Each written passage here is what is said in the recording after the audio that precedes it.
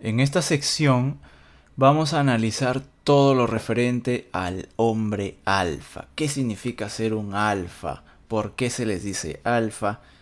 ¿Qué es un hombre alfa? Porque esta palabra se utiliza mucho en distintas partes de la sociedad, ¿no? En las comunicaciones, en publicidad, en la manósfera, en seducción, en todo lo que son temas tanto de sexualidad y de sociedad, ¿no? Entonces, hoy vamos a desmenuzar y vamos a analizar qué es un alfa. Entonces, comenzamos con la lectura. Alfa. Lo que estás a punto de leer aquí no me dará nuevos amigos. Lo sé porque cualquier discusión sobre lo que constituye las características de los machos alfa en un hombre siempre se nubla por la autopercepción de lo bien que pensamos que nos alineamos con ellos. La comunidad, la manósfera, la nueva comprensión de las relaciones de género que ha cobrado impulso en los últimos 12 años siempre ha generado su propia terminología para conceptos más abstractos. El peligro en esto es que estos términos carecen de una definición real y universal. Con el fin de ilustrar un concepto, estos términos suelen ser útiles. Tenemos una comprensión general de lo que hace a un beta o a una hierba, o a un hombre que cae en una mentalidad sublimada de proveedor. Incluso alfa, en un contexto específico, es útil como herramienta ilustrativa, cuando el tema no se refiere directamente a la alfaninidad. Es cuando tratamos de definir universalmente lo que constituye las cualidades y atributos de un macho alfa, es cuando las chispas empiezan a volar. Así que antes de seguir leyendo, piensa en lo que crees que hace un hombre alfa. ¿Lo tienes en tu cabeza ahora?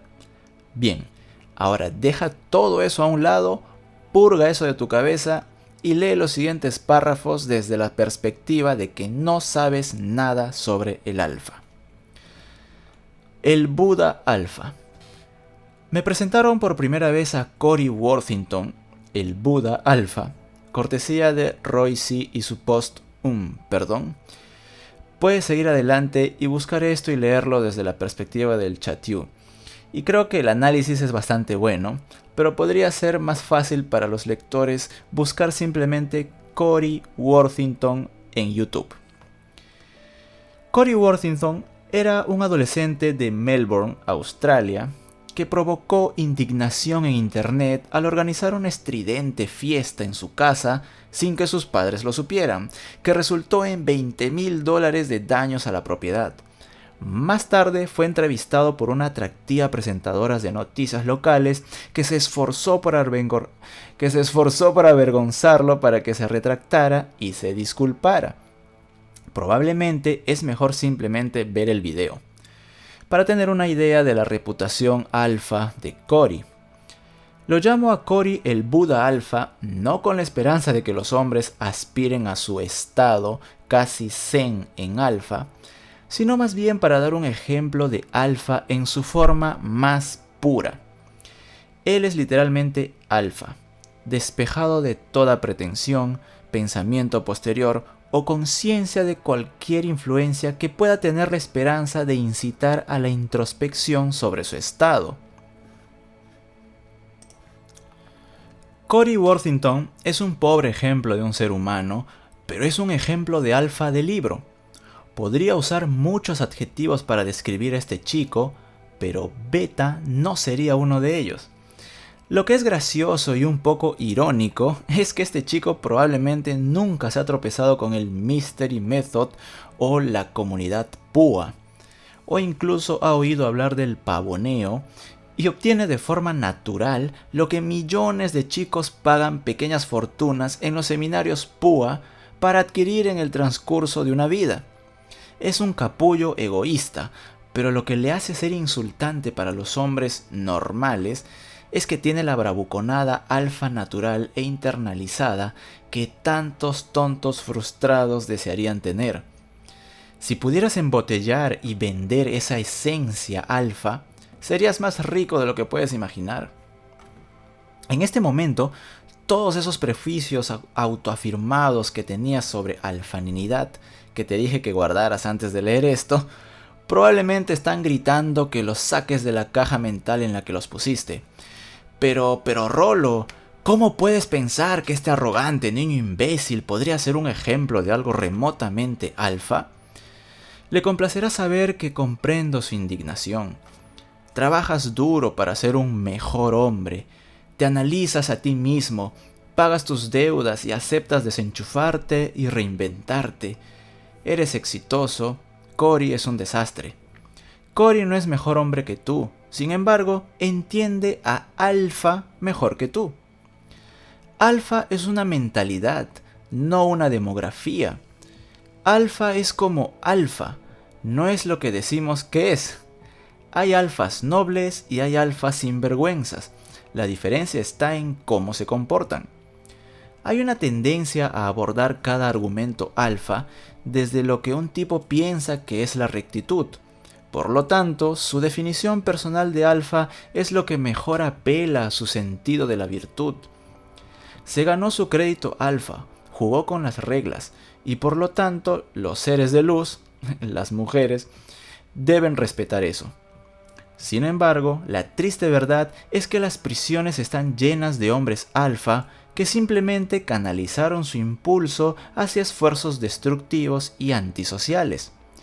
Hay muchos ejemplos de alfas imbéciles indiferentes que no se puede decir que sean líderes morales honrados, pero las mujeres se matan literalmente entre sí, o se matan a sí mismas, para tirárselos porque exudan una alfaninidad natural. Al igual que Cory lo hace aquí.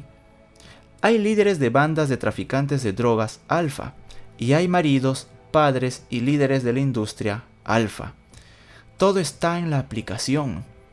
Gengis Khan era alfa como un cabrón y un líder de hombres, pero probablemente estaría en la lista de imbéciles de la mayoría de la gente para esa época. He aquí una ilustración. Bueno, acá pueden ver la ilustración que separa a los tres características de personalidad, ¿no? Los tipos como Cory enfurecen a los hombres que han invertido su autoestima en los logros de lo que creen que debería ser universalmente apreciado y recompensado. Así que cuando se enfrentan a un alfa natural que es recompensado inmerecidamente por actuar descaradamente de acuerdo con lo que creen que las reglas deberían ser, se sienten resentidos. La respuesta natural ante tal inconsistencia es redefinir el término alfa para entenderse a sí mismos y a sus logros como hombres de verdad y excluir al perpetrador. El conflicto viene entonces de ver que su nueva definición de alfa no es recompensada ni siquiera apreciada, así como una actitud natural de alfa y el ciclo continúa. Tu respeto, o el de cualquier otra persona, por un alfa no tiene nada que ver con si posee o no una mentalidad alfa. 3 matrimonios fallidos y más de 100 relaciones amorosas no tiene nada que ver con que un hombre tenga o no una mentalidad alfa. Hay muchos betas muy respetados que nunca han tenido un pensamiento pasajero de infidelidad, o pueden tener 300 relaciones sexuales con prostitutas, o porque poseen fama o una apariencia impresionante y las mujeres se le acercan, por supuesto. El mensaje para llevar a casa aquí es que no eres alfa por tus logros. Tienes tus logros porque eres alfa. Posees una mentalidad que tuviste que desarrollar o que te vino naturalmente. Constantemente recibo preguntas de jóvenes que me preguntan si alguna acción o comportamiento que mostraron a una mujer fue alfa o lo suficientemente alfa. La respuesta verdadera es que los comportamientos alfa son manifestaciones de una mentalidad alfa. Hago una pausa aquí. Y sí, ser alfa es un cableado interno, es una forma en la que tu software está configurado.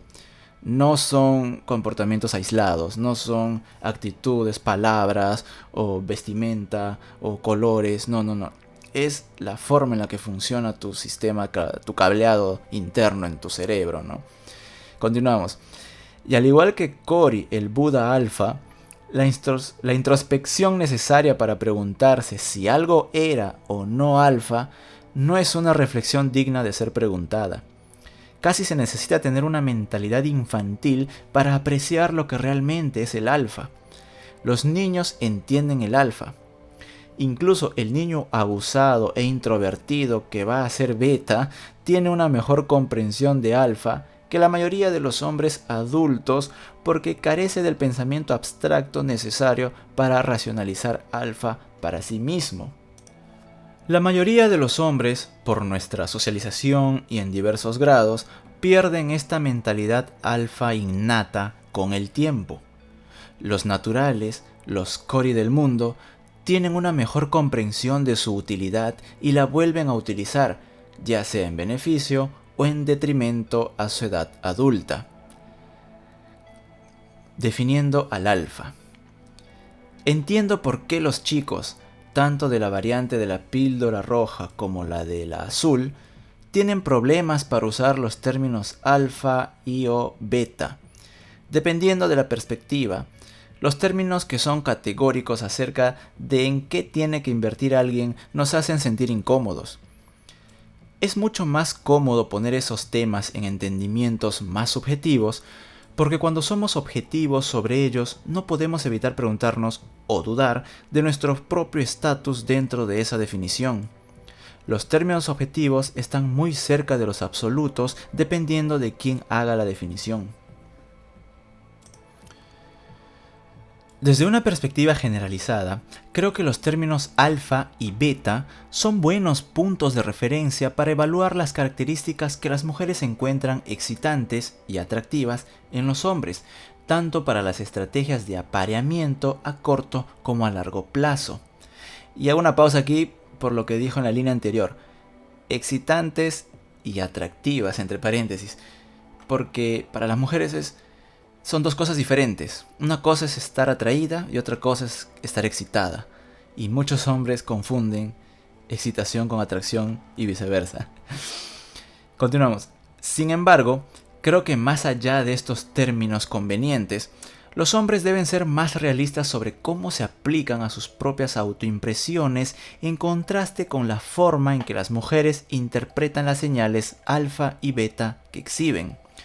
Para que conste, en algunos momentos de mi vida he sido personalmente el peor beta, la idiota estrella de rock alfa y el fuerte pero menos padre y marido alfa. Así que es con esto en mente por lo que creo que los chicos no deberían creer que sus astros han sido fijados y que nunca estarán a la altura del estándar de la manósfera de alfa. Vivir a la altura. La razón por la que tantos tipos se empeñan tanto en lo que define a un alfa es generalmente porque no encajan muy bien en esa definición general. Así que es una defensa lógica del ego para hacer de la necesidad una virtud y redefinirla para adaptarse mejor a sus propias condiciones. Es exactamente la misma dinámica que el debate sobre apariencia versus juego. El juego tiene prioridad para los que no tienen apariencia y viceversa.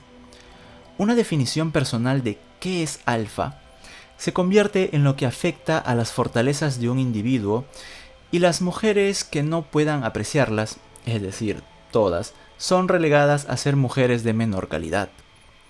Las uvas agrias son agrias, pero deductivamente tiene sentido. Queremos ser la encarnación de lo que sabemos que es atractivo para las mujeres y los demás.